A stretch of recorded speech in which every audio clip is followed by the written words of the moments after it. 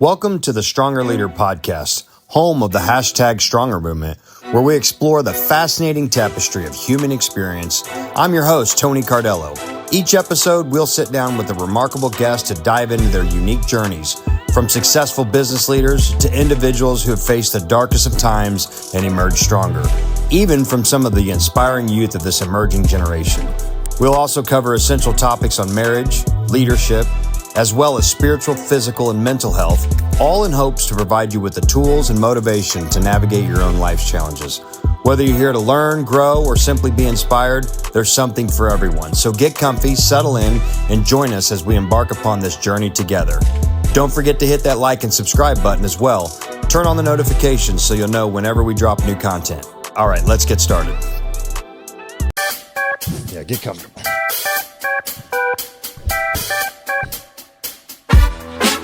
Welcome to another Stronger Leader Podcast with your host, Tony Cardello. I'm here with a very special guest, my man, Colt Nolin. What's up, Colt? What's up, Tony? Pull that microphone closer to you. Don't be afraid.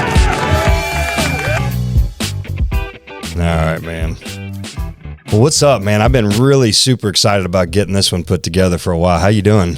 I'm doing good, man. Just, living for God the best I can. Absolutely, man. So, you guys are on a little bit of a roll with football, right? So what's your record right now? We're 7-1 right now. 7-1. Let's go. When does, so we got one more home game this weekend, right? It's an away game. Oh, it's an away game. Yep. Last game of the regular season. So we're done with home, right? We're done with home for now. Okay. Yeah, for now. We'll be back for all the rest for the districts on our state road, right? Yes, sir. All right. Very good. So, man, Cole is a very, very special young man, and I haven't really gotten a chance to know you at all, so I'm hoping to connect with you a little bit on here and get to know you a little bit. But what I do know about you and what I can see from the peripherals, man, you're a pretty special dude, and I hope that, people that are watching this, hopefully a lot of young people, when you share this with some of the guys and girls at school, and they're encouraged by your faith, and, we're going to get into, what it looks like to walk with Jesus in a public school setting and things like that. So we'll get into some of that stuff. So, man, I appreciate you being on here. First, let's start with, tell us a little bit about who you are, where you're from, a little bit about your upbringing, parents, everything. Start with just where'd you grow up and where you from? I was born in Denver, Colorado, and I lived with my dad and my grandparents for 3 years and lived there. Never really went to church or anything. My dad met my stepmom a little while before my 4th birthday. And then we moved to Kansas City. And, I've lived in the same house, same place ever since. So what about mom? My birth mom passed away from drug overdose. Okay. I knew your story had to be deep. Yeah. This is great. Once my dad found out she was using, he left her. And he met my stepmom shortly after, and we moved to Kansas City. He just kind of wanted to get away from it all. And she passed away when I was 10 from heart attack. And, it never really maybe affected me that much because I didn't really know her. She wasn't necessarily the female figure in my house. That's always been my stepmom. Yeah. Pull that closer, yeah. Gotcha. So, okay, so to rewind for a minute. So you moved here from Colorado when? How old were you? Just turned 4. Just turned 4. Okay, so and then when you guys moved to Kansas City, did you come straight here to the Liberty area? And so you've grown up pretty much all through school here. So where all did you go to school at? I went to elementary school at Liberty Oaks. Middle school went to Discovery, and then Liberty High School. Okay, got it. So, man, it's so. Do you know my daughters, Anyela and Melania? Yes, they go to First Priority, so I know them there. Yeah. I That's met them great. at church too. Yeah, that's great. That's awesome. Okay, so now I think the real important piece of this is, what was your whole conviction? How did you get led to Christ? So let's back up. As a child, then, were you introduced you don't just all of a sudden just know who God is and just say, hey, I want to know more about that. So at what point in your life was it introduced to where there was a seed planted at least? So I had never gone to church, never really dabbled in faith of any sort. I had always kind of believed there was a God. How? Like what? Based on what? Just hearing of it? Just hearing of it, like people honestly saying it's God's name in vain, just hearing that, just be like, oh, so there's a God. You know what I mean? Right. Yeah. And I just was living my life for the world. I didn't know anything else. I didn't know living for a purpose. All I thought, life was having fun, just having a good time. And got to about my sophomore year in high school. I was chasing girls. I was chasing the things of this world. I was addicted to porn. And I was scrolling on TikTok. How about drinking or drugs or anything? Did you ever? Nope, never drank, never did drugs. Thank God. Yeah, right. And I was scrolling on TikTok and I just started getting videos about Jesus. Like those little edits. You ever seen like a motivational edit about Jesus? Yeah. Yeah, just seeing those and just seeing the conviction and the power of God in those and almost seeing it like these people are talking about the power of God. And I don't even know anything about this guy. And kind of started that was my church, was those TikTok videos. That's great.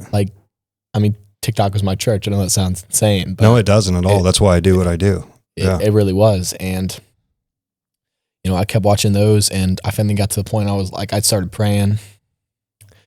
I started asking questions to some of my friends who I knew go to church. Mm-hmm. And who are some of your closest friends during that time? During that time, specifically Connor Rezak. Okay. He's still in some of my classes now, but I knew he went to church, and so I was just like, dude, I live 2 minutes down the road from Life Church. You down to come with me? And I went with him one weekend, and he invited you. No. You invited him to come with you to that one. Yeah, I invited him. I was like, you want to come with me? He goes to St. James. Okay. And so he was like, sure, why not? So he was raised Catholic. He was raised Catholic. Cool. Yeah. Very cool. And he was like, sure, why not? And he went with me for probably the first 6 months. And just you and him went together. Yeah, just me and him. That's 6 awesome. months. Didn't serve, didn't go to youth group, nothing like that. I just went to church for 6 months straight. And this was your sophomore year? Sophomore year. This was March of 2020. No. This was my junior year. Okay. No, sophomore year. Are you a senior this year? Yes, I am. Okay, you're a senior. All right. Get it mixed up with being a senior, thinking it's 2026. Yeah. That's all right. This was March of 2024. Okay. I was at the end of my sophomore year. I had just honestly gotten tired. Yeah. I felt unfulfilled. I felt empty. And I was really sad. And these videos, it was my church. And so I kind of I went to church probably 2-3 weeks in. I gave my life to God.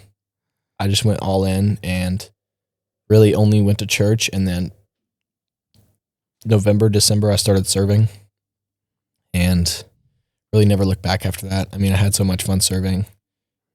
Just being able to be a leader and to be the first face that somebody sees when they walk into church and making sure that face is a smile. Yeah. A very special thing. Yeah. And then January, the last youth group of the first semester of my junior year, I started going to Switch, which is honestly where it really all took off for me. Being in youth group, being around people my age that also have a desire for God was honestly just, that was the breaking plane. That's where I broke through. Yeah. Just gave up everything out of my old ways and just fully did everything I do for God. That's so great, man. So, I think that there's going to be some young people watching and, that process isn't easy, right? That's probably scary at first. It's a lot of unknown. You're diving into that. You're going. What kind of questions are you asking either friends or even God while you're in these first few stages? What's the revelation? How are you trying to figure out how is this even? How's it evolving? First, you just go. You're like, hey, there's something there, something tugging on my heart. I'm watching these videos, something tugging on my heart, and then you go. Now, the transformation just doesn't just happen. It doesn't just happen. No, right. It took time, and I luckily have been blessed to have some natural leader qualities that Christ has only amplified those, and gave me those for a reason. Yep, He knows what's going to happen, and honestly, it was just a desire to learn more. I wanted to know God, and as I got to know Him better and read His Word and understand what that means,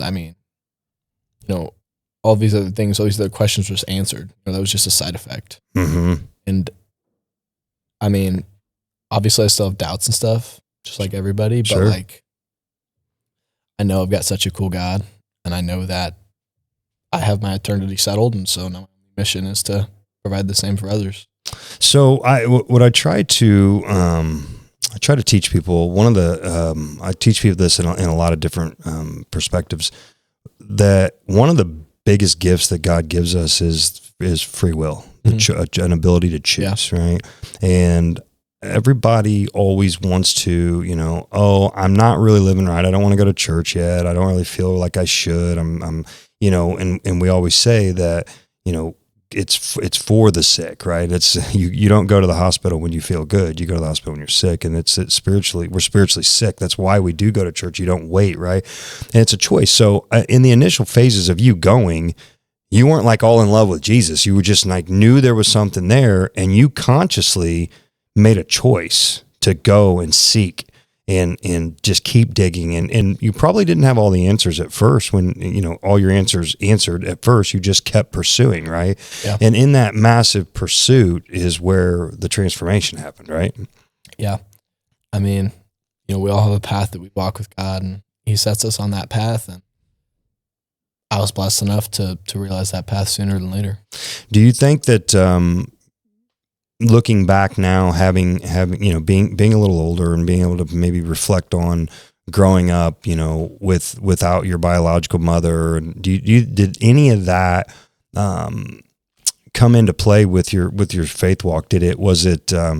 Was there a bondage maybe that you didn't even know about that you were able to release once you learned? And were you able to forgive your mom now that you've gone down this road? And with that, has there been some freedom from that you didn't even really realize you had? Yeah, I mean, I feel so much freedom in Christ, and you could be right about that, but honestly, I don't know the answer to that. I never really held anything against my mom. Okay, good. Because I didn't really know her. Yeah, I only really remember talking to her on the phone when I was young. Pull that mic closer. Got you. When I was in elementary school and stuff, and other than that, I basically have no memory of her, so I never really had anything against her, but there could have been a bond there that Christ broke, and I don't even realize it. Yeah, that's cool. And so your stepmom, are her and your father still married? Mm-hmm. Great relationship. Have they modeled a good relationship for you? Would you say that's you understand what a good home looks like based on that now? Yeah, good. And luckily I've been able to share my faith, and I've been able to get them to start coming to church. That's what I was going to ask next. And it's been really special. I think they've came 4 weeks in a row now. So, dude, that's so awesome. Very cool. Yeah, that's so awesome.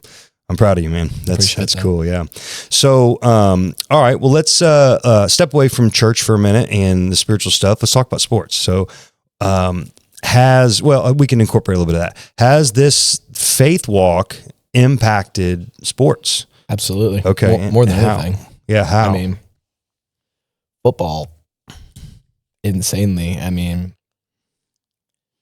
It's just I love football. Football's one of my biggest passions, but it doesn't even pale in comparison to Christ. God is all the way up there, and football's right here. You know what I mean? It helped me realize that there's more to life than football. You know what I mean? I started playing in 8th grade. Really? And really by sophomore year, it's what I was all about. And then I found God, and I was like, oh, I'm all about this. Yeah. This is football's cool. This is way better. Yeah. But I think God has me playing for a reason, and being able to share the gospel with my teammates. We have a Bible study Sunday nights, and so that's pretty cool. So tell me about that. When you, how do you? That takes a bold step, right? In a public school. So that wasn't already going on, and then you stepped into it. Something you started. Yeah. So blazing that trail, has got to be a little scary, right? What are the guys going to think? You still have a reputation to uphold, right? You're the bad boy football player, and cool, right? We want to, and so you're stepping out. What's that look like, man? What do you like? How do you just finally I'm going to do it, man? I'm going to do it. And then where'd you start? Very luckily, I've been taught very early in my faith that the opinion of the world is so absolutely irrelevant. Mm-hmm. It could not matter less, because the only opinion that matters is Christ. Yeah. He's the final say. He's the final judgment. So why does anybody else's opinion matter? You know what I mean? It doesn't. It doesn't. And so I was like, shoot, I'm going to do this. People can come. People can not come. People can make fun of me. I don't care. Yeah.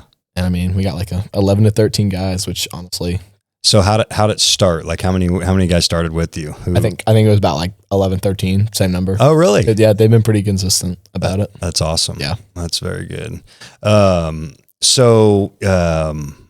Man, that's great. That's so cool. So tell me then, what's your plans? You're going to continue to play football, right? Have you got any, are you committed anywhere or anything? You got any offers, or what's your school plan? Yeah. I've got 2 like smaller NAIA school offers. Okay. But like, honestly, I plan to play football in college, but it's really up to God. I mean, it's God's plan in the end. And people always, I mean, as you know, maybe you remember back when you were a teenager, people are always asking, what are you going to do after high school? What are you going to do after high school? Oh, yeah. I'm just like, I don't know. I'm not worried about it. I know that I'm trusting God's plan, and I'm just going to give him my participation and continue to do my best in the football field and in the classroom.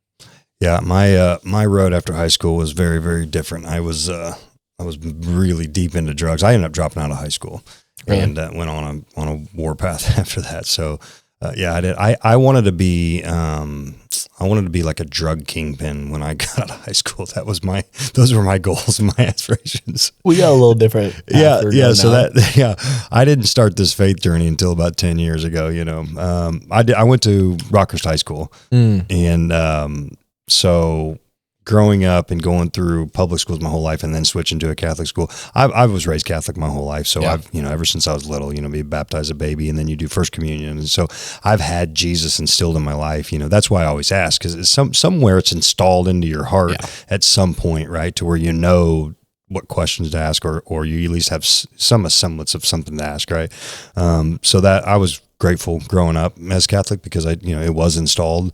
I wasn't taught the relationship with Jesus that I learned until later in life, which unfortunately took me way, way later in life after prison and everything else. But I did. So, okay. So, and other than school, other than football, what do you want to study? Like, what are you like full? Are you wanting to go into full ministry or anything like that? Or what's your plans professionally for a career? Yeah, honestly, I mean, it's up to God. I'm really interested in like the exercise science, physical therapy, athletic training field. Cool. Find that stuff super interesting.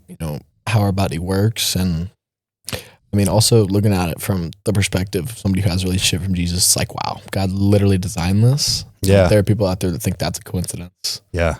And I really got 2 roads that I mainly focused on, is a degree in exercise science or communications and ministry. There you go. Yeah. Great. Yeah. So I went through, underwent some physical therapy, rehab on a torn hamstring. And luckily the guy that I was being rehabbed by was a Christian. Also, athlete, and everything. So tied it all. And so it's really, really cool. So I could totally see in that role, because there is a connection. And especially if you can make a spiritual connection with your rehabilitation of your physical body, it's pretty cool. Yeah. And I was able to kind of tap into, just because I am, devout in my faith walk, that I was able to make that spiritual connection, scientific connection, physical connection. And it was all part of the healing process, which was really actually neat. He started saying all that. I was like, wow, that is, like you said, that is cool. Yeah, that is neat. So, all right. So tell me about some of the other things that happen at school. So you mentioned First Priorities with the girls. I don't really know much about the program other than it exists Thursday mornings, right? Yep. So tell me a little bit about that. So First Priority is my first year going. Basically, my youth pastor, it really got brought up at church camp. We had a church camp for our capacity group, which is like... Okay, you're on capacity? Yeah, okay. It's a discipleship group at Life Church for some of the older high school kids. And it really got brought up at our church camp. And, after that, I was interested in it. Like, I was like, like my school needs to be my biggest platform, because that's where I can reach the most people. And so my youth pastor, he sent out a thing in a group meet. We have a capacity group meet, and he was like, hey, First Priority leader training here. I was like, oh, I'm going to go to that. Yeah. And so I went to that, and I just got introduced to all the people in First Priority there, and I've been going every Thursday morning since. And basically, First Priority is a club in the mornings. It is bringing the hope of Christ to all the students of the school. And we start off with a game, usually. We pray in, we play a game just to get people settled, so nobody's like icebreaker. Anxious. Yeah, icebreaker. Mm-hmm. And then we have a speaker go up and give a message for about 20 minutes. kids. Okay. And the speaker can be any of the leaders, whether they want to, like if they want to, if they don't want to, it's cool too. Like our leader roles are actually really cool because like there's something for everybody. Like you can be the tech, you can be the guy who does games. I mean, you can give the message. We have about 50 students, which is pretty cool. We had to change rooms because we had so many more this year than we had last year. I love that. It's pretty awesome. But yeah, we give a message and then we close it out in prayer. And at the end, we'll have something fun like, we'll have like prayer cards. We have a prayer box. Or we'll say like, be back next week. We have donuts sometimes. Donuts on invite week. We've had a cereal bar. We've had cinnamon rolls. We've had muffins. Anybody ever come in? You guys ever bring anybody from the outside to talk? Is it all? It's all student led. All student led. Everything's student led. Any teachers involved? Are there any teachers there? We have 2 club coaches, which is like one is Alexis Summit. She's the mom of 2 of the people who go to First Priority. Okay. And the other one is Becky. She's been at like the whole time, basically like through First Priority. Like First Priority is like a company, you know what I mean? Mm-hmm. Like they have people that work just for them that like manage the KC area. Becky's Ensley's grandma, right? Is that the same? Yes, Inslee Pence. Yes, that is her grandma. Yeah, yeah. She was talking about, we had a meeting at Corner Cafe on Saturday. And she was talking about that. And I was like, dang, no way. I didn't even know that. I know, it's crazy, right? Yeah. And Becky is one of our club coaches. And then we have a teacher sponsor. And that is Miss Fagan, Betsy Fagan. Got it. So I find it really interesting that your faith journey started in the middle of high school. Yeah. So what's that? Were you a popular kid like your freshman year coming in, freshman, sophomore? Were you fairly popular? You make your way around. You're a good looking kid, so you probably had your way around a little bit. And yeah. So what's that look like? What's the changing teams in the middle of the game type of thing, right? Was that tough? It was very tough. I mean, did you lose any friends? Yeah, I'd say so. I think you lose friends, also gain friends. Yeah, absolutely. You know what I mean? I think that it was really honestly a complete switch up. Like, I think I was very early in my faith, the end of my sophomore year, and then I came back my junior year, and people were like, "Who's that?" Like, I was honestly a completely different person. I mean, I was born again. Like, I died and I was born again. Yeah. And I mean, it was pretty crazy. Like, so, this is a very important piece for, I think, students that are going to hear this, and not just at your school, but beyond. This is going to get out to the whole world to see. They need to understand that's a tough transition, especially if you're of any sort of popularity or anything at all. That could impact you making that decision because your identity's in your popularity and who you think you are, the football player, the this, the that, the other, right? And that can hinder you. So without mentioning any names, and you don't need to, but any of those friends, were there any like major heartbreaks, like buddies that you thought you were better with that kind of turned away from you, thought it was kind of cheesy or whatever that you're doing this now and they don't want no part of it? And has any of them kind of come back around? I would say I had a pretty set friend group before, and I'm still in that friend group. Like, I'm more so in it, not of it. I would love to say that they're all Christians. Say that again. I'm in it, not of it. Yeah. I'm in that friend group, but I'm not of that friend group. Mm-hmm. Like, I probably hang out with them once every 2 months, not very often. Like, I mean, I love those guys to death. I mean, they've been with me through all of it, but I can't say that they really judged me. You know what I mean? I just say we probably hung out less because, I mean, I love them, but there's a lot of things that they do that I'm just not interested in. That you're not going to do. Yeah. Yeah. And I mean, football, and that's okay, right? Yeah, that's okay. Well, it's not okay, but it's okay. Yeah. It's okay. I can't control what they do. Right. Invited them to church many times, came a few times, but, in the end, they have free will. You just keep leading by example and praying for them and all that stuff, right? Yeah. And, like football team specifically wise, definitely some guys I'm not like as close with as I once was necessarily, but I've found that you don't need to do those things to be friends with those people. Like you don't, Jesus ate with sinners. He didn't sin with the sinners. That's right. You know what I mean? You don't need to sin with them to be friends with them. Mm-hmm. And so I think that honestly, it's probably made me have more friends than I had before, okay. Which sounds kind of crazy there was definitely a period there where I didn't have a whole lot of friends You were in a transition. I was just grinding on my own. I was like, I'm just trying to get close to God. I didn't want any distractions. But honestly, because I'm more open to talking to people because I love sharing the gospel. You know what I mean? Mm-hmm. And that's helped me make more friends and get closer with more people. Yeah. So what are some of the tactics that you use? When do you know? Just walk up to people and be like, "Hey, man, what you doing? Let me share God with you." Right? You. How do you set yourself up for those conversations? What are some of the things that you can do? Especially in a public school. Public school? Oh, well, first thing, prepare. Like, know what you're going to say, no matter who it is, and use caution. You're not going to talk to a guy. You're going to talk to a girl. You know what I mean? Yeah. Like, for example, whenever I go share the gospel with a girl, I make sure I have a girl with me that's also willing to share the gospel because I don't want it to seem inappropriate. Yep. I don't want her to get the wrong vibe. I'm here to tell her about Jesus and nothing else. Yep. And sharing with a guy is, I mean, you can make friends with the guy pretty easily, I'd say. Sure. And sharing in a public school, though, I try to explain the story of the gospel. We have these first priority bracelets right here. Okay. Actually have 4 logos on them. First one's God's love. Second one's the vision. Third one's the cross. Fourth one's the question. And so the way I word it is that, God created us because he loved us. He loved the idea of us. He created Adam and Eve in the Garden of Eden. And, Eve ate that apple and God told her not to eat that apple. And when she did that, she openly defied God. And that created sin. And that put a gap in between man and God. And man and God were not one for thousands of years. And finally, God found a solution of it, and his plan prevailed. He sent his one and only son, Jesus, down to die for us. And that bridged that gap. That put a bridge over that gap. And Jesus, all of us sin, all of us fall short of the glory of God, Romans 2:23.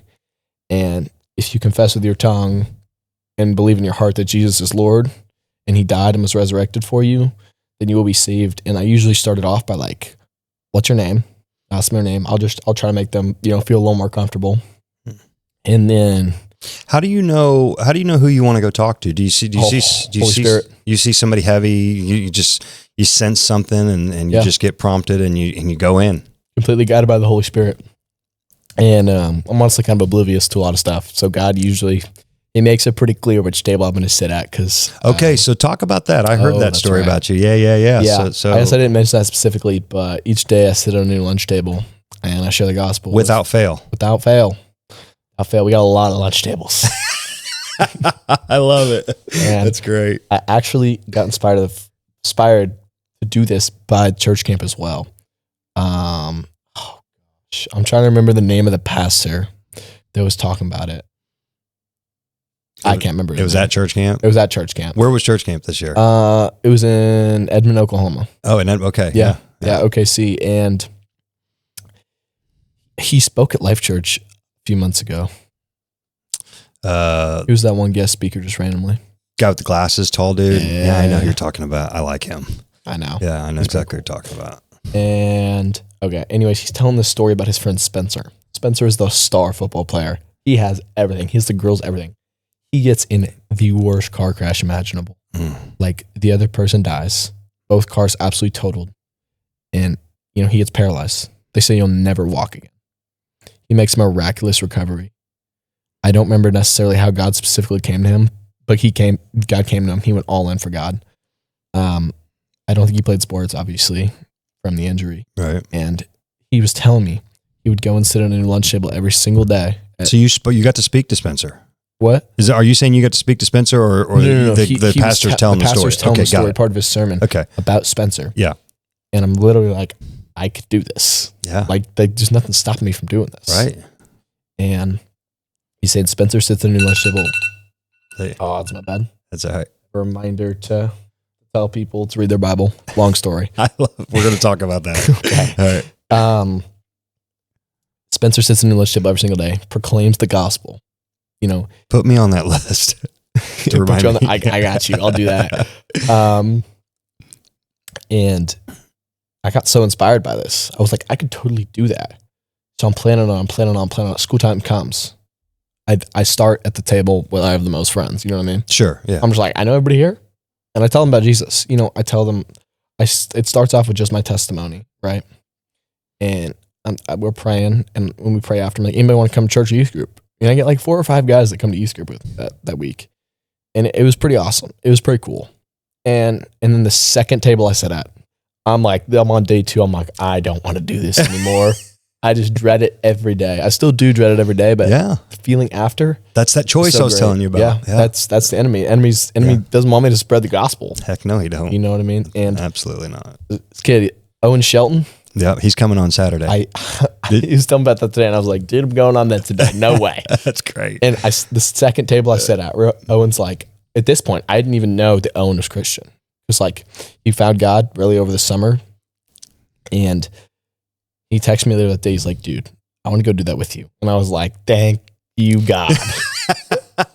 Straight from God. Yes. I was just like, doing it with somebody else is so much better and holds me so much more accountable. Sure. Because, you know what I mean? Maybe I just want to go sit somewhere else. Maybe I don't want to share the gospel that day. Yeah. But I have Owen, so I gotta go do it. Yeah. And straight from God. We've sat, I have second lunch shift, right? We've sat at every single table with only guys in the whole lunchroom.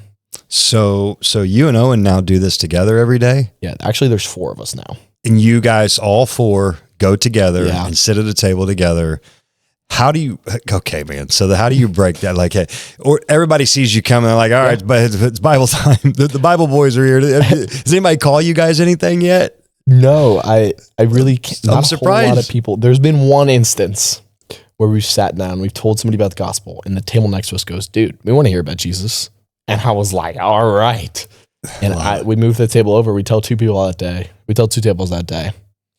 And like, I don't know. I guess people just are kind of oblivious because they don't really see it coming most of the time. And I actually, this is your second year of doing this? This first year. Oh, this is just the first this year. Okay. I was inspired by it at church camp this summer. Okay. First school year doing this. I mean, we're well into the school year now. Oh, yeah. So people see you guys coming. They know what's coming now.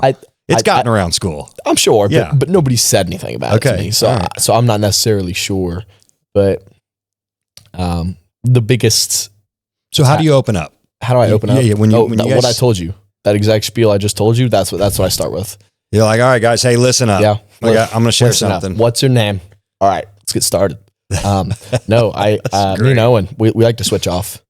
Like one of us will start, proclaim the gospel, then share our testimony, and the other person will share our testimony. But now we have 2 girls, Maya and Sophia. Originally, I texted Maya because, I have an internship at Life Church, and one of the things we're working on is caution. And part of that caution was like, what I said, making sure I have a girl with me when I go to share the gospel. And that specific I was referencing also another time. But I want to be cautious, right? And it took me forever to find this girl. And I saw her every single day. She's been in my capacity the whole time. Gosh. And I was sitting there and I looked at her and I was like, because we're on like the last boys table. I'm like, I was like, dude, what are we going to do? I'm like, the Lord will provide. And I look right at her and I go, wait a minute, hold on. I didn't tell Owen about it, but I texted her that night and she was like, I would love to. Oh my gosh. And so I think we're going to have to end up like splitting up or something because there's only 8 people at a table. And there's like 8 of you now. And there's 4 of us. So that doesn't give a lot of breathing room to sit at different tables each day. But it's been such a cool experience. And, the fact that other people want to come with me and do it is even, because I mean, that's one of the biggest ways to grow in your faith is to go share it with others. No question. Yeah, I love it. So, all right. So it's you and Owen, Maya and Sophia. Yep. Okay. What are their last names? Maya and Sophia. Rickliffs? I don't know Sophia's last name. Maya Rickliffs, though. I think I know. I think I know her. Anila's talked about her before. I think. What grade is she in? Are you guys all seniors? No, because Owen's not. Owen's a junior. Owen's a junior. Yeah. I think Maya's a sophomore, maybe. Okay. That sounds right. So are you the only senior in the group? Yeah. That's great. Yeah. So you're building a legacy here now. So you're going to be gone. It's going to keep going. I haven't even thought about that. Yeah. I mean, you're going to have to. My mind. I am. Yeah. Owen's going to have to carry it on. Yeah. Maya, Sophia. Well, he's got Will. Will, how old's Will? Owen's brother. Oh yeah. Will, I think he's a freshman. Is he a freshman? He told me he's been coming on the videos. Yep. Owen was talking about that. We did have one day of downtime where we didn't preach the gospel. Okay. My favorite time all semester is there's like seats outside. Like there's like these like long stairs. And I mean, it literally looks like those like YouTube videos you see of people preaching. Like you've seen Cliff. Oh yeah. Oh yeah. It literally looks like somewhere he'd preach. I love it. There's like 40 people right there. And I was like, well, shoot, this is going to be a good place to preach. But one of the days we couldn't find a table to sit at. And so we sat outside and kind of just discussed the future. And he was saying like, dude, I think I'm going to start making TikTok videos about Jesus. And I was like, that's awesome. And I was like, are you on social media? oh no, None. no. I was like, dude, I don't have TikTok, but you're going to send me a copy of those videos each day. Yeah. And he told me today that his brother was coming on and reading the Bible verses. And I was like, dude, that's so cool. That's so awesome. Yeah. I saw, I think Dominique, my wife, shared it with me yesterday. I'm like, I got to have them on. I know. So I hit up their mom, Callie. I'm like, hey, would the boys be? And she's like, yeah, call them. So I text them both this morning. Like, yeah, you know, most of these I'm scheduled out like a couple, 2 or 3 weeks. You know, I got everybody scheduled. You know, I scheduled you out pretty far. And they're like, how about Saturday? I'm like, well, yeah, why not? I usually don't do them on Saturday, but I'll do it on Saturday morning. It was great. So we're gonna squeeze that in this week. Yeah. Cool. All right. So dude, I mean, you're just like, you're busy. You're in it. Oh yeah. You are in it. I have no free time. Yeah. And listen, you're, like you really, really want to lead people to Christ. Like that's so tell me about this alarm you got that just went off on your phone. This alarm just went off. Who are you, you got a group of people that you're reminding, or is that just like, you just got to, I messaged them all individually. Austin, Keelan, and my buddy Dawson. Okay. Keelan's my youth group. One of my closest friends. Austin's my youth group leader. And he's like, guys, I've been struggling with my Bible. Hold me accountable. Like, all right, add him to the list. Yeah, love it. It started with just Dawson. And then Keelan told me to hold him accountable. Austin also told me to hold him accountable. I know Keelan. You know Keelan? Oh, yeah. Oh, yeah. Pretty cool guy. Yeah. And, you know, it's pretty awesome. You know, not only do I get to tell them the Bible each day, like I get to remind them of that, but I also, like, sometimes they'll start a conversation. You know what I mean? Yeah. And I just love fellowship so much. And so is there, you got any projects right now as far as like people like that you've been really working on? Anybody in your, you know, maybe close to you that doesn't go, but believes you've ministered and you've preached the gospel to several times and they just haven't bought in yet. And you're just kind of like right there, or is there, you got anybody? I'm not going to name drop. You don't have to bless anybody. Yeah. One of my closest friends, he goes to youth group, he goes to church and stuff, but he's so close. You know what I mean? Uh-huh. He's like 1 foot in, 1 foot out. You know what I mean? And he's so close to just being all the way there. And so I just keep reminding him, you know. What do you think the holdup is? Doesn't want to lose the ways of this world. Yeah. Like that transition we were talking about, right? It's not easy. Sure. Is he your age? Yeah. Okay. So yeah, that's tough. You know, you're kind of all the way through high school, established an identity, who you are, and you're getting ready to just like thrash the identity you've known. Actually. You know, I know it's hard. I was 36 when I decided to finally do it. So talk about, that's tough. So, okay. Man, this is cool stuff. It's pretty awesome. Yeah, it is pretty awesome. All right. So what's your next plans? Like what's on the horizon? You got any, you know, do you want to start a podcast? Is there anything that you're wanting to do bigger and broaden your stage and get your, you know, because here's the thing, you know, I appreciate the fact that you're not on the social medias, but it's gonna give you another platform, you know, and so maybe are you fearful of the entrapment of what it was before? Because remember, you found Christ through TikTok. Yeah. So, you know, all tools are tools if they're used correctly, right? I mean, you can murder somebody with a nail gun. You can also build a home. Exactly. you know what I mean? I just think that it's not so much the temptation part, like falling into lust and stuff like that. It's more so the time wasting. Mm-hmm. Like I feel like I'm very susceptible to just doom scrolling. I hate that so much. Yeah. I actually gave up social medias for Lent this past year. Yeah. And I was like, I'm never getting those back. That was terrible. Like, you can stay out of my life. Yeah. And so I haven't re-downloaded them.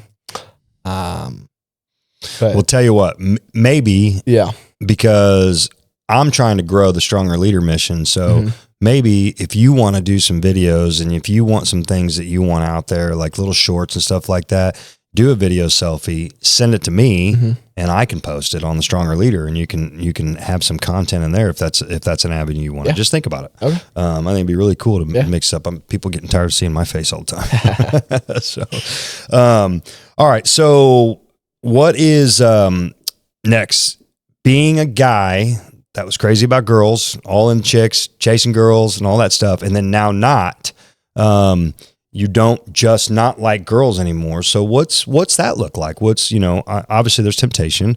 Obviously at some point it is okay to have a girlfriend and get married and have kids, so when's that transition happen? And what are you waiting for? Are you open to the opportunity, or are you just completely shutting that out of your life right now because you're on a different path, or what's that look like? Right now I think I'm on a different path. Okay.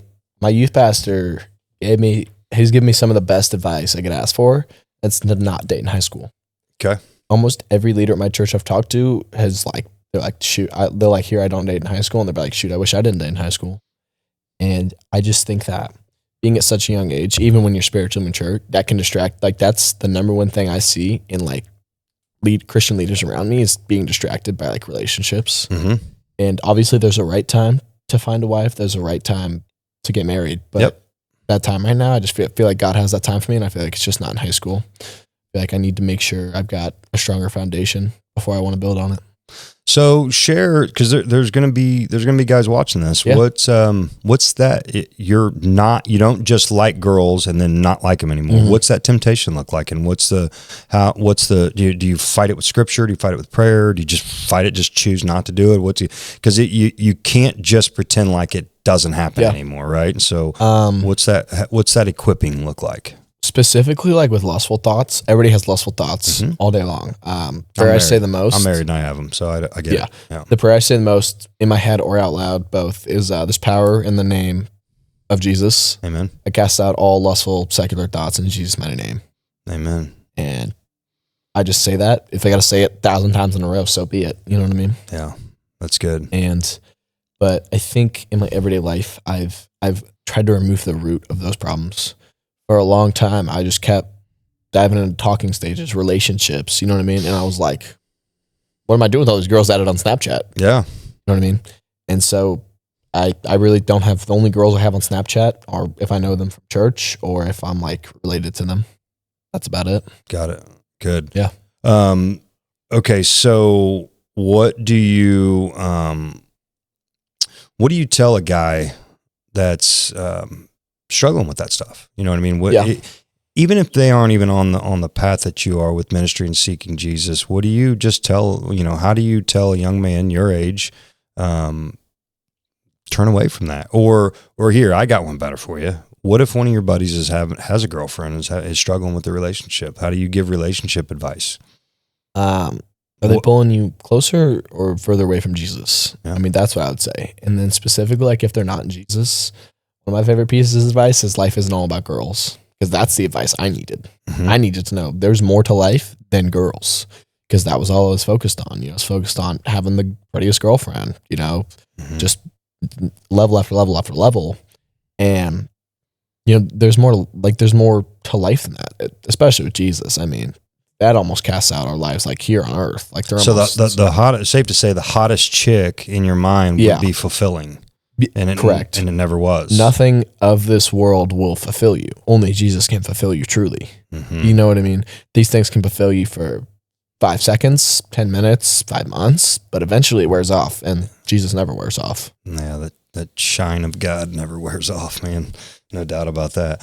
Well, okay, so tell me a little bit about what are some of the things you do? What interests you outside of it? You're a human, you're a young man.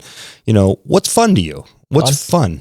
I love physical activity. Okay, like playing games with youth group. I love just getting into it. You know what I mean? We had a dodgeball and a pickleball tournament at our church camp, and it was so much fun. But I'm terrible at basketball. I love playing, just being Surprised you didn't wrestle. Competing. You're built like a wrestler, right? I wrestled until my sophomore year. You did? Yeah. Was varsity 165, cut 30 pounds to get there. Oh yeah. What do you walk around at now? About 205. Yeah, you're stout. Appreciate that. But I got hurt, and I was like, I just don't want to do this anymore. Mm-hmm. And I don't know, just kept on with football, Yeah. and then was hurt, so I couldn't do track that season. Then I found God, and then, you know, I didn't even really look at it like, you know, go back to wrestling. I was just like, Jesus. Have you, so tell me, this is a really good one for you to share with people. What's it like, and how do you cross the bridge of leading your parents to Christ? That's hard. That's really hard. Your parents are supposed to give you all the life advice there is. Yeah. And they're supposed to teach you. And how do you lead up to your parents? That's you know. Yeah. So, and here's the thing. The reason why this is such a profound question and so important, because there are some young people out there that their faith is actually being inhibited by that because they're afraid because their parents aren't involved. And so how they don't want to really dive in because they're fearful of their parents' judgment or rejection, right? Yeah. So what's that look like? Yeah. I mean, I think it's definitely probably one of the hardest parts of my testimony was, you know, my parents not being in the church, and sometimes, like, obviously parents parenting as they do, you know, and just not agreeing with that. You know what I mean? What'd that look like at first?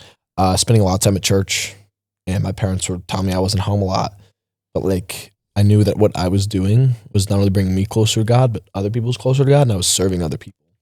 Were they, did they discourage you at all at first? Like, No. like not, they just didn't encourage. They was like, whatever. There wasn't really anything. I was like going to church and like, okay. And it finally got to the point where I was like, I love my parents so much. Like, if they die tomorrow, I want them to know Jesus. So I started inviting them to church week after week after week. So how that's the important piece. What does that first invite look like? Yeah. Is it just not like, hey, Dad, I wish if you guys would come support me, that'd be cool. Was it kind of nonchalant like that, or was it more serious? Like, hey, listen, man, there's something big at play here. And so what's that first conversation look like? It's not even about them supporting me. I just want them to know Jesus. You know what I mean? Did you tell your dad that? Yeah. Not like directed, but I was like, hey guys, I want you to go to church. Like, this means a lot to me, and it's something I would like for you guys to do. And I think one of the biggest parts is not waiting till the last minute. Like, not texting them the night before, but like telling them like midway through the week or week in advance, like, hey, you guys come to church next Sunday.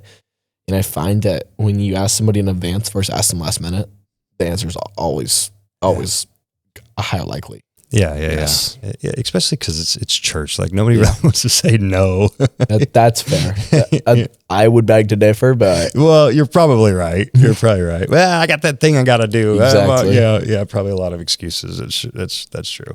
Okay, so tell me about the process with your parents. Like, what's they went to church the first time. At what point are they saved? Have they been baptized? Are you still? Is that a process? It's still a process. Still ongoing. They were going inconsistently for a while. Now they've gone 4 weeks in a row. They've been pretty consistent with it.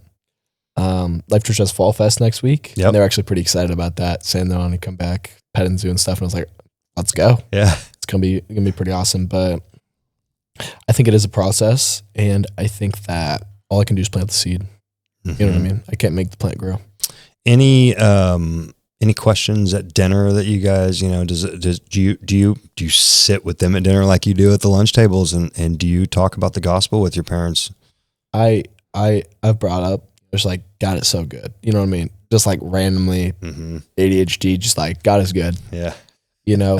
And like, anytime anybody in my house uses like the name of Jesus in vain, I just say loves you after.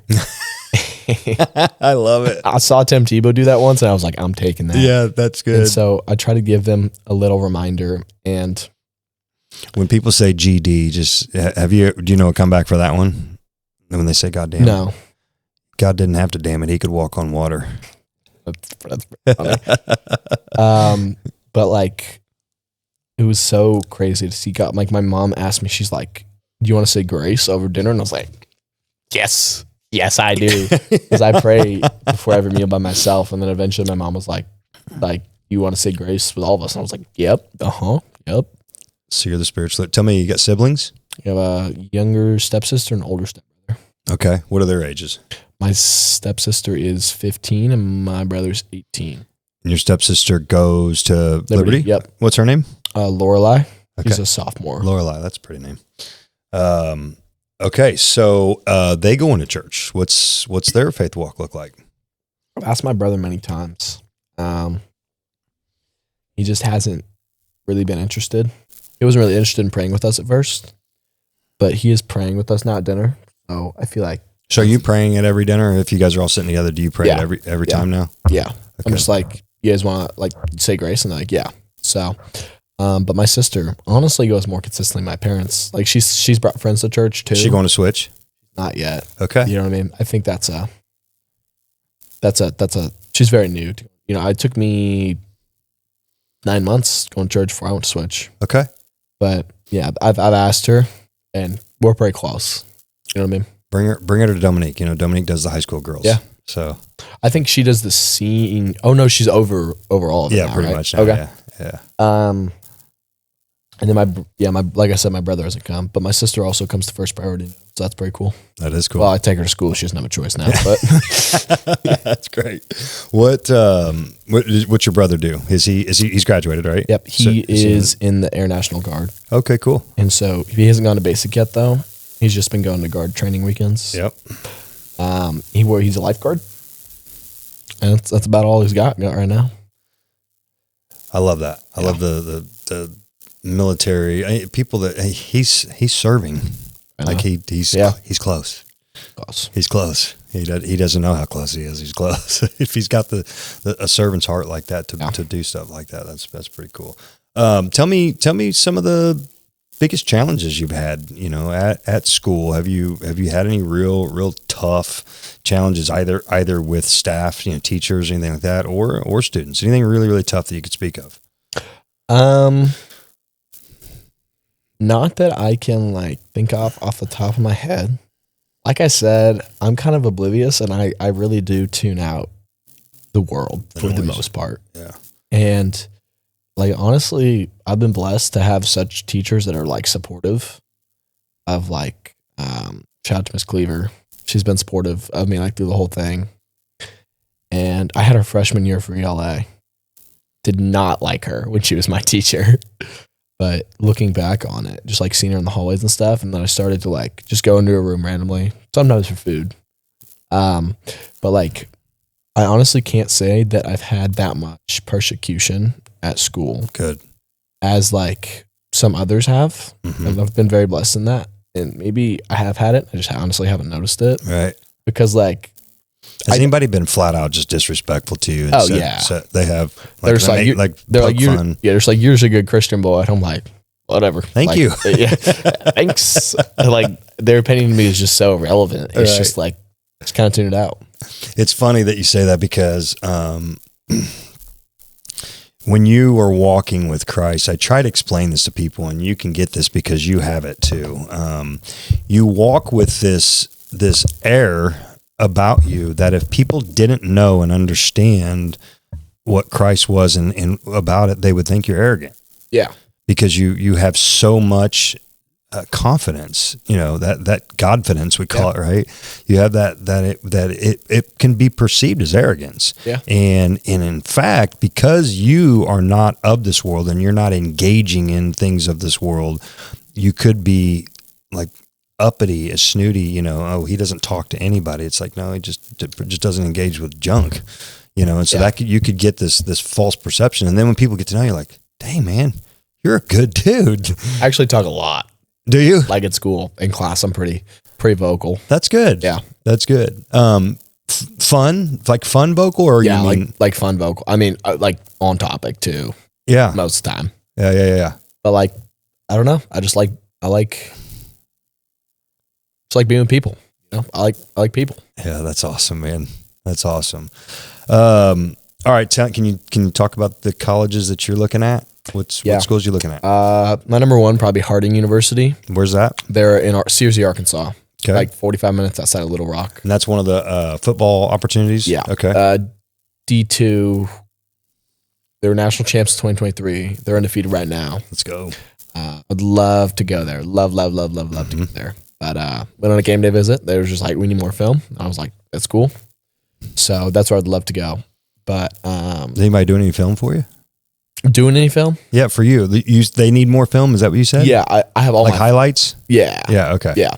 We get all our stuff like taped. Oh, like all our from games. Hub or what's it called? Huddle. Yeah. So we can. I have all my highlights compiled every game. Send them out to coaches every week. So that's cool. That's awesome.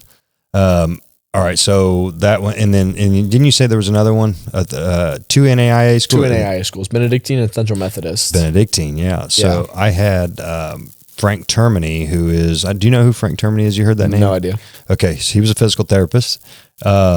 He's local, and he is the strength and conditioning coach for St. Pius. And he was just on here that day. He went to Benedictine, played football. Gotcha. Yeah. So that's cool. They got a good program. They do. Yeah, they do.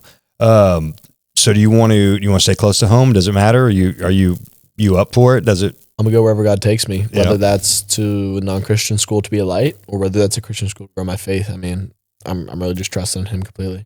Yeah, that's good. All right, man. Well, dude, that's a lot. This is great, man. Yeah, you're killing it.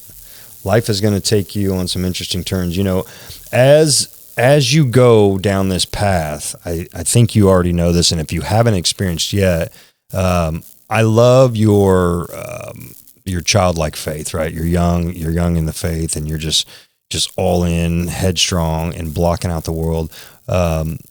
As you get older and life gets heavier, you're going to appreciate this. So this will be like probably the third podcast. In fact, I just did a video on this, or I'm getting ready to do a video on this. The first time you step up to a deadlift bar, it's got 400 pounds on it. I don't know. You could probably deadlift way more than that now, but first time you ever did 400 pounds, right? And maybe you couldn't get it, right? And you go back and you keep going and you keep going and you keep training and you get it, right? You get it. Because you can get it, it didn't make it less heavy. Yeah.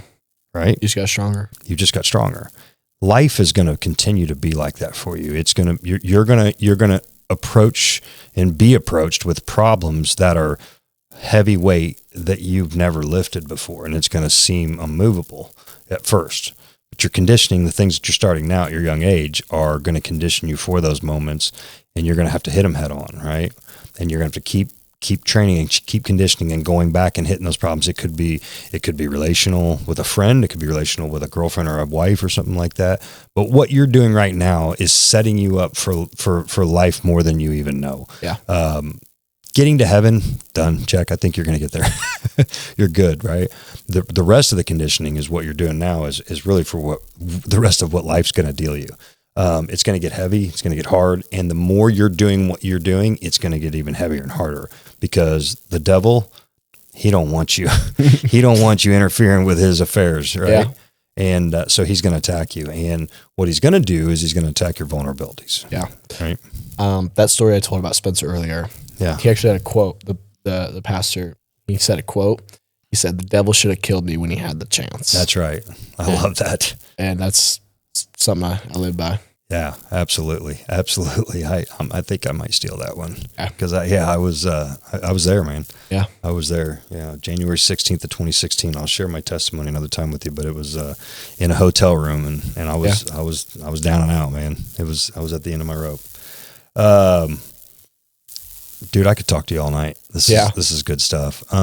So coming on here, did you have, was there anything that you wanted to talk about that you would hope that maybe we got to, or you had something on your mind you want to share? Because I want to definitely open up that opportunity to you now. If there's, share the gospel if you want, or if there's certain points, because you're going to have, this is an audience. I'm going to put a little bit of money and ad spend behind this one to boost this particular video. Yeah.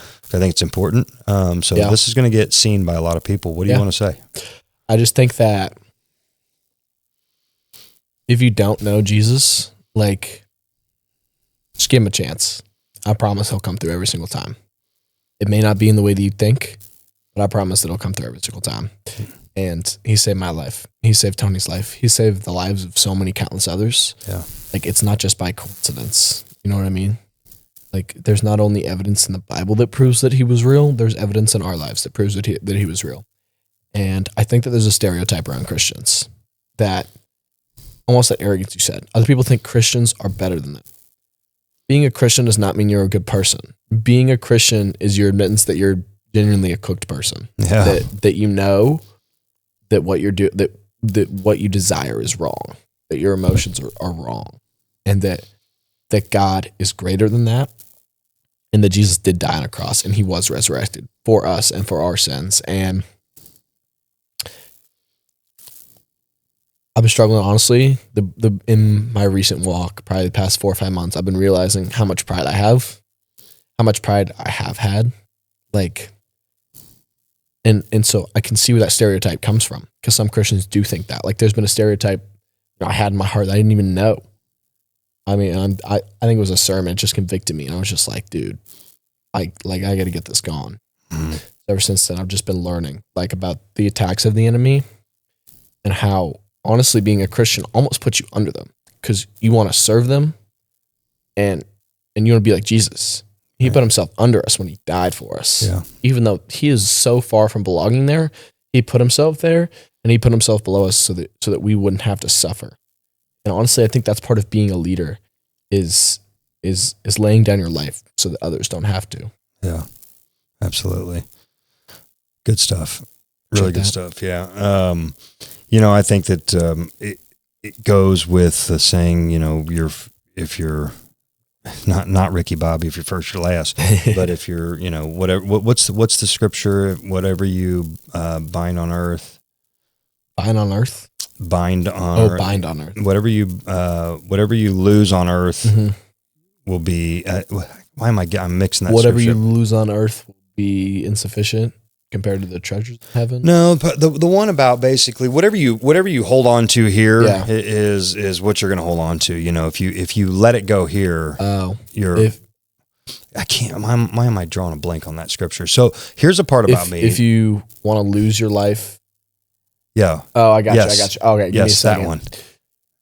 Here, we got to look it up on your phone. Okay. Yeah. If I feel like I got it. It's like on the tip of my tongue. Yeah, I know. Me too. If you want to gain your life, you'll lose it. If you want to lose your life, you'll gain it. Something like, that's it. I'll look up the exact one. Yeah, that's it. You're on the right track there for sure.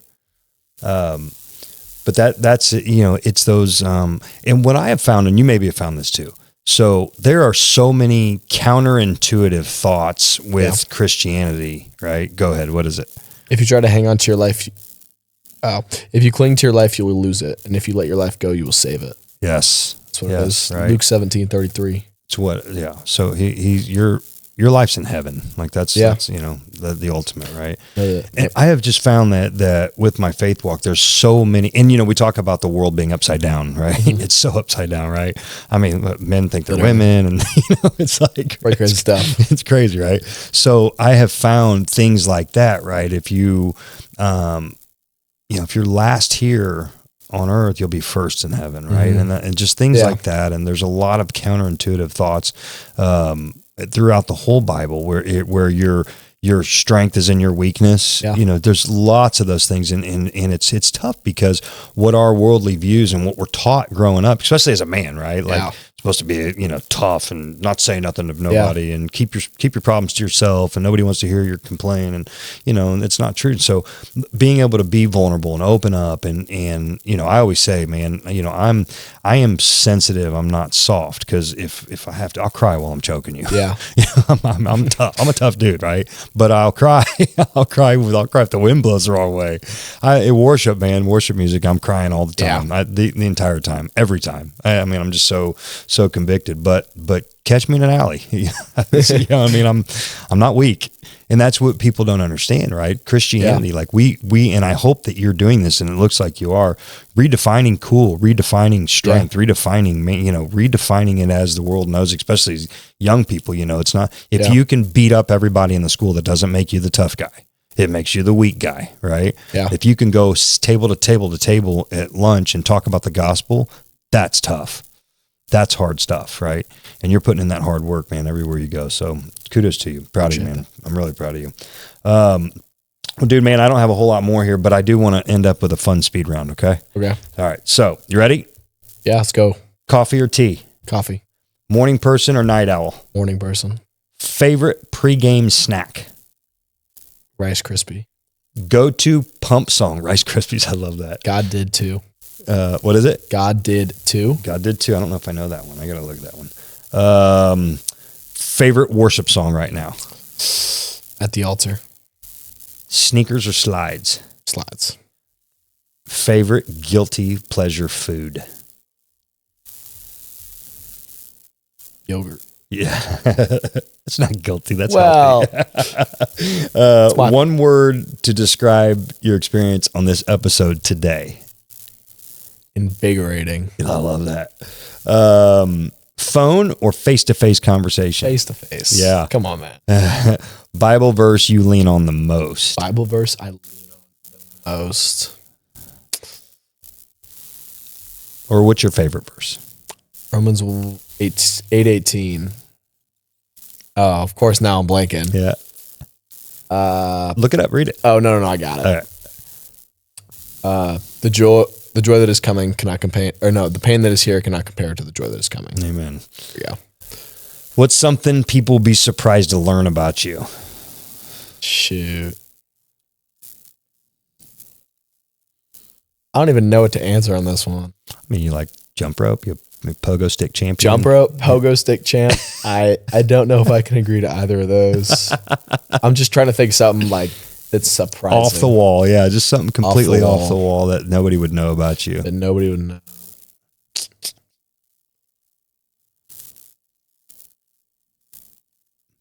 Oh, I'm pretty good at volleyball. Does that count? Hey, yeah, There we go. absolutely. I wouldn't have guessed that. Favorite Bible character? Favorite Bible character? I think it's got to be Job, you know? Good one. Listen, man, we'll go back to that 1 second. One piece of advice for younger athletes. Yeah. Younger Christian athletes. Your injury doesn't define you and your sport doesn't define you. Amen. It's not your identity, right? Yeah. It's all about God. Yeah, it's good stuff. So, Job, man, I also like that story, and because I'm just so inspired by that faith, man. And it's one of the things, because I'm pretty strong in all that I've been through in my life, and people hear my story and they're like, you know, number one, I share it openly, and it's pretty dark and it's pretty deep, and my wife as well, for her to be dragged through the mud and just everything we've been through, right? I appear to be pretty strong and resilient, right? That's one of the R's in stronger. And I often pray that God will just believe me. Like I just, please believe me. Don't test me like Job, man. Please don't do that to me. Yeah. You know, it's literally one of my biggest fears because I have Frank, the guy that played football, Benedictine. Yeah. He lost a son. He was 21 years old and he lost his son that was 5 years old of cancer, and he got married, has stepchildren, and lost his stepdaughter to an overdose. So has lost 2 kids in his life and still walks devout. And I'm like, man, I would too. I thank God, but please don't, man. I think about that often, you know, when my kids are, you know, Aniela's out, you know, and she's out till 10:30, 11 o'clock or whatever. And I'm just like, man, please don't do this. You know what I mean? Thank God she's a good girl and I don't have to worry about her getting herself in it, but it doesn't have to be her, right? It's anything. And but I too am so just enamored by the faith of Job. You know, it's like 7,000 sheep, 10,000 cattle, 10 kids, a wife, all house, gone. All of it gone in like a matter of a week. And then for his friends to come and comfort him and to just, bash him, you know, saying it's his fault. It's because of his sin, you know. And Job just keeps saying like, no, this is God. He's just testing me. They think he's crazy. I heard this, I think it was at church this weekend. He was literally laying in the ground, like where all the animals, it was a pile of all the animals' poop. Yeah. And he was laying there. He was grieving there out of all places. And he took a shard of dirty glass and he scraped he had like a bunch of sores and he scraped them all off his entire body. The piece of glass and animal poop. And it was just like, and he was still saying God is good. And he was still standing strong in his faith. Gosh, yeah. I don't want that test. Nope. That's what I said. God, please just believe me. We're good, right? So anyway, well, man, I appreciate your time, and this has been great. Yeah. And but what I'll do is I'm gonna probably end up having Will and Owen on, and then maybe we'll do another episode with all three of you guys on. That'll be pretty cool. Yeah, that'll be fun. But man, keep doing what you're doing. I'm like I said, Appreciate man, I'm that. very, very proud of you, and you know, I pray a special blessing over you, and I just hope that you stay strong in your faith, and you got another friend out here, man, another dude that's out here trying to do it, you know. And I've been blessed. Yeah, being a guy in this world, it ain't easy, right? We're called to be men. That sermon that I sent you, Lecrae, that was one of the first sermons that I really listened to. So I was going through an addiction counseling 10 years ago, and my counselor said, you know, he's like, "What's your role in the house?" I was like, "Well, I'm the man of the house." So prior to this, he was like, God has a sense of humor. We know that, right? Yeah. Because he paired me. I'm on this like faith journey. I just found Jesus, and I'm like, I'm all in, right? And he gives me this doctor who's a foul-mouthed Jew from New York. It was great, right? But this guy was like hard. It was really firm, and he wouldn't let me. He'd call me out on my crap like all the time, right? And so he asked me, he's like, "What's a man?" And I'm like, I know what's in my head, and if I say this, he's gonna blast me, right? So I pause, and he's like, "That's your homework. Next session, when you come in, I want you to tell me what a man is." So I went, what anybody would do this day. I Googled it. What's a real man? You know, and so that sermon what came up, and I watched that. Man, I've sent that thing to hundreds of guys, man, 'cause it's so good, and it really just defines like what a real man looks like, right? And I don't know biblically that I was ever really taught that. You know, I've got a great father, great brothers. I mean, I got great men in my life that care for me and all that thing, but never no one to show me what a relationship with Christ looks like. And that's a completely different manhood, right? Yeah. And so that, in my opinion, at my age, at 46 years old, is what I believe is our problem in our world is the lack of men, right? Yeah. And so you doing what you're doing now, it gives me hope for your generation, because you and what you need to do is you need to make sure that you continue to spread that and bring other men along with you. And we can restore this thing, this whole, you know, Charlie Kirk. I wanted to ask you, you know, your opinion on that too. What's your opinion on Charlie Kirk? Do you like him? Yeah, I thought he was a cool guy. Yeah. I mean, I knew he was out here proclaiming the gospel. And I feel like anybody proclaiming the gospel, they're doing the right thing. As armed as he was with scripture, just it's so cool, man. It was such a loss to our world. Yeah, such a blessing though for him to be able to be persecuted for his faith like that. No question, right? I mean, that's comparing him to Jesus. I mean, he was killed for his faith, so it's no greater sacrifice than purpose. That. Yeah, no doubt. All right, brother. We'll keep doing what you're doing, and let's stay in touch, man. Let's stay connected. And I'm gonna try to get back into Switch. With my son being the age, he'll be in middle school next year. I gotcha. So I served on Switch all the way from the very beginning for years and years and years. In fact, I was one of the main Switch leaders for forever. And just the last couple of years, I've taken a step back to spend some more time with my son. But next year he'll be in middle school, so I'll be back. Yeah, I'm excited. Are you gonna come back and lead? Just depends on where they're going to college. If I go like 10 hours away, probably not. That'd be a tough one, right? Yeah. Right on. All right, well, I'm going to do this little exit.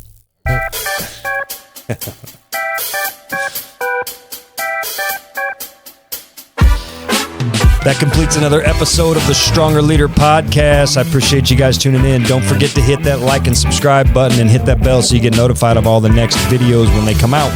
Appreciate you.